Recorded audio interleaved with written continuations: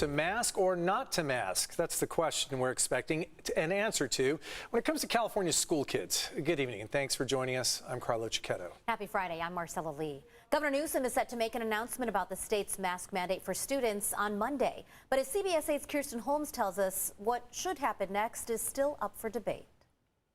California is getting ready to say goodbye to that indoor mask mandate on February 15th. But what does this mean for school kids? We talked to some who are for getting rid of the mask mandate in schools and those who are against it. The state of emergency is over. Let's end COVID-related restrictions. David Miyashiro is the superintendent of El Cajon School District. He says it's time to lift the mask mandate for California school kids. David says the changing guidelines and restrictions have hit his students, parents, and teachers hard, and it's time to go back to normal. It's been a challenging time, but I think rekindling our relationships with each other, returning to a place where we don't judge people by their decisions to wear masks or not to, or to get a vaccine or not to be inclusive of everybody is really important at this point. Richard Barrera, the trustee of San Diego Unified School Board, disagrees. We listen to everybody's opinions, but at the end of the day, the opinions that are strongest for us are the opinions of, health and science experts. Richard says instead of an end to the mask mandate for school kids, we should be looking for something else from the governor's announcement.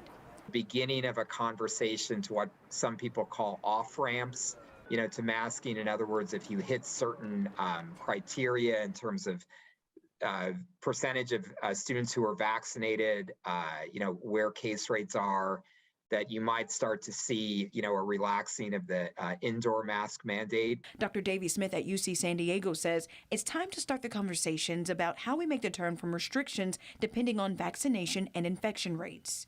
The tremendous drop in cases is what we have been projecting for a while to happen around this time with Omicron. We saw a great surge because it's a super infectious virus, and now we're seeing case numbers go down. We have to make those decisions on when to, release the brake pedal, right? It's going to be the new normal that we're going to have public health agencies say, hey, it's time now for us to put our masks on, and it's now time we can let our masks go. And Dr. Smith says masks work. And we know that they work because last year we didn't have any flu cases because everybody was quarantined in masks. So data shows that for respiratory viruses like flu and also COVID-19, that masks have an effect.